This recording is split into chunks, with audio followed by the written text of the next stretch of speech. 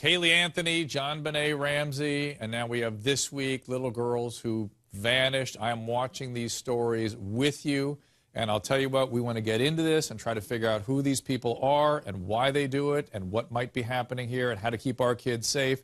Now, the list of kids I just gave you have one thing in common. They're all white. They're all Caucasian. One of the questions I want to address tonight here on this show is the media more likely to cover a missing child if the victim is white? Call us with your opinion, 855-DR-DREW5.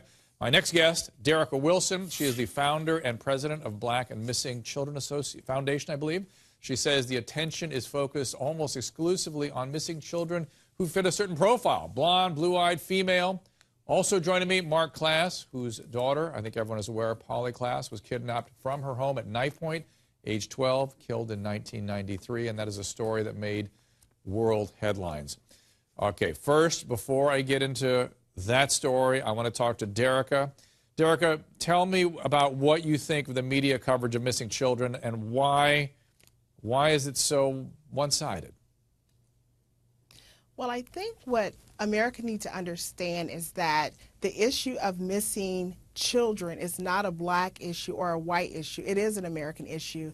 And less is more. Less of one particular race and more of all the rest of the children that are missing, greater the chances of a reunion. You know, some of the executives that we have encountered state that children of color is not sensational enough for television and that the society really don't want to hear about these stories. Now, Jane, you've been covering these stories like crazy. Do you find, first of all, I want to ask, do you think that what Derica is talking about is true? And then do you have any instinct on who these perpetrators are? Well, first of all, yes, I think she has a very valid point, and it's a national shame, really, that certain segments of society are neglected in terms of the focus, and it's something we really need to change. I think that this has to be an opportunity to get proactive. We live in a high-tech society. We're in the 21st century. We've all got smartphones. The surveillance cameras, that technology is available, and it is really underutilized. If we had cameras on major freeways, at arrest stops, way stations, you see how we solve crimes when we do have those surveillance cameras. Jane, I think we need to have more of them. I'm going to interrupt you. I want you to play that video again that we saw a few minutes ago of the guy coming in and trying to abduct that young girl. It's like a 10-year-old girl. And I want to agree with you, Jane, and say this while we look at that footage, which is that people have a paranoia that somehow we're going to be too observed. It's going to be Big Brother. It's going to be, intruding into our privacies. But I agree completely with you, Jane. The opportunity to do so much good is there, and we'll learn how to manage these things so they don't intrude upon our privacies. But this footage would never have been captured if somebody, and who knows, what might have happened there. Who was that guy? I want to see it again. Look at that. Wait, now, who is that guy? Who is the guy that comes in there and does this? Jane, do you have any sense of who these perpetrators are?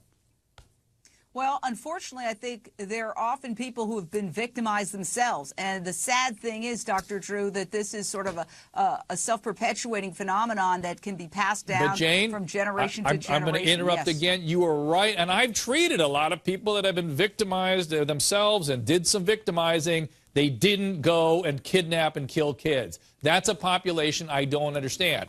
And I want to go out to Mr. Klass. I want to take Mark Klass on and see if he can help me with this and help us all with this. Have you learned through the years of advocating on behalf of victims who these guys are?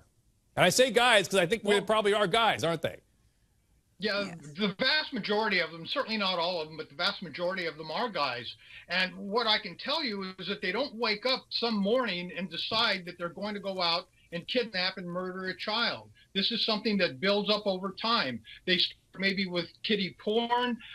They get more aggressive in their feelings, more aggressive in their attitudes, and more aggressive in their actions to the point where they finally do take a child, rape that child. It's usually about sex, and sometimes it's about murder as well. They take them down. What I can tell you, Dr. Drew, is that state hospitals have been studying this phenomenon for decades, and they've certainly not been able to come up with a cure or even a way to effectively deal with these characters. And I wonder, Mark, we heard about that guy that allegedly killed the kid that was the first kid on the milk carton, and that he sort of went back into the society. He sort of faded back into the woodwork. Are we living amongst some of these guys? Is that what, after they horrify themselves in some just unthinkable way, they sort of fade back into life? Oh, I think there's no question about that. And I think a very good example is another current case. It's a young girl named Mickey Shunick in Lafayette, Louisiana. They arrested a guy for kidnapping and murdering her, although they haven't found her body, and they've just connected him with a 15-year-old, a 15-year-old crime from 1999. So they're going to find a lot of other crimes in the midst of all that. So yes, absolutely. Once these guys seem to get a taste of this, they have a hard time going back, and they'll commit again and again and again. They become serial killers with a preference for generally young girls. I think I'm going to throw up. Let's go to Pamela in Pennsylvania. Pamela?